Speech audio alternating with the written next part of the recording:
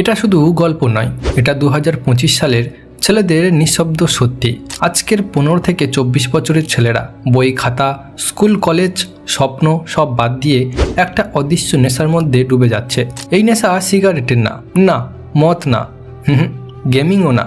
এটা হলো porn, Instagram reels, body show video, adult shot, যা আমাদের চোখে আনন্দ দেয় কিন্তু ভেতর থেকে পুরোপুরিভাবে ভেঙে দেয়। আজকের সোশ্যাল মিডিয়া এক ক্লিকেই এমন উত্তেজনা দেয় যেটা বাস্তব জীবন কখনোই দিতে পারে না। এই ভিডিওতে আমরা বলবো একটা ছেলের গল্প, কিন্তু সত্যটা হলো এটা একটা ছেলের গল্প না, এটা হাজার হাজার ছেলের গল্প।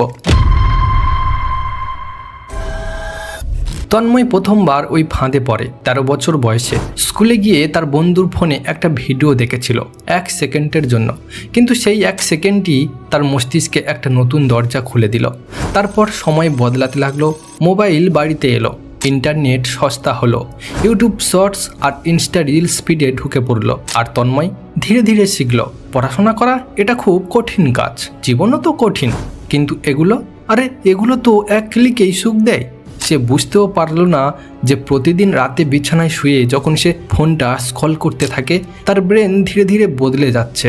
সে ভাবছিল আমি তো শুধু দেখছি, এতে কিছু হবে না, কিন্তু ব্রেন ভাবছিল এটাই আমার নতুন আনন্দ। মানুষের মস্তিষ্ক পর্ন বা রিলসকে একটা সাধারণ ভিডিও হিসাবে দেখে না।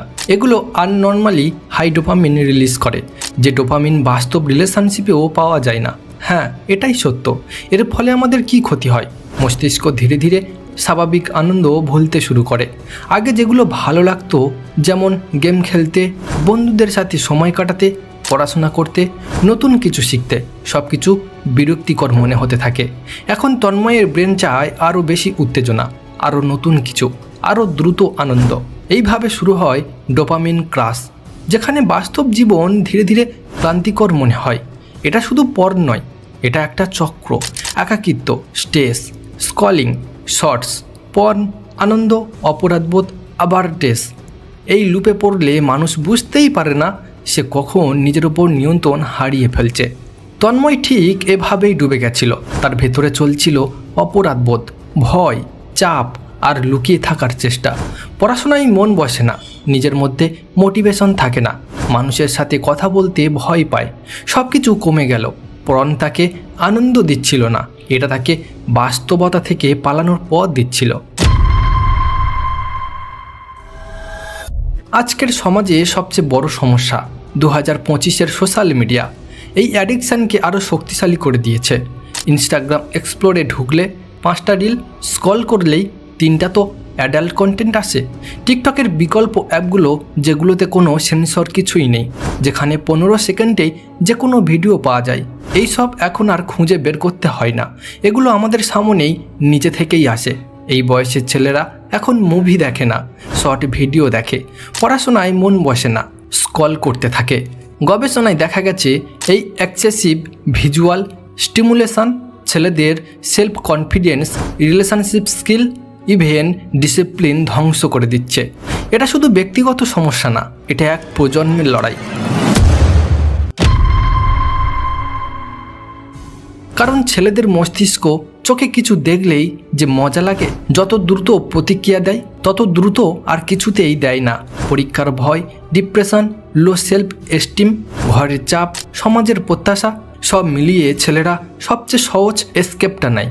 সোশ্যাল মিডিয়া তাদের সামনে যে সেক্সুয়াল ইমেজরি দেয়, সেটা থেকে পালানো প্রায় অসম্ভব। এটা শুধু নেশা না, এটা গোপন স্ট্রাগল, যেটা কেউ দেখতে পায় না, কিন্তু ছেলেরা জানে সে কিভাবে আটকে গেছে।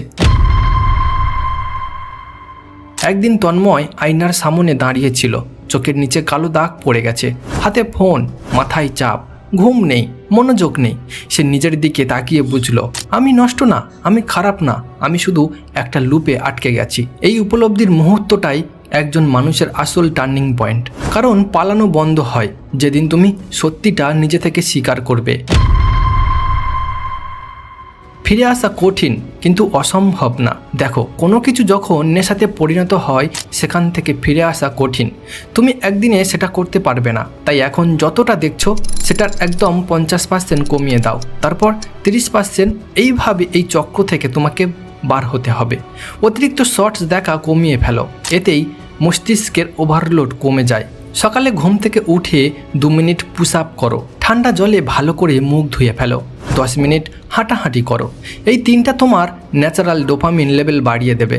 আর্টস এলে সেটা লিখে রাখো, মানে মনের ভেতর থেকে হঠাৎ জোরে কোনো কিছু করার টান বা চাপ, এটা 30 থেকে 50% রিল্যাক্স কমায়।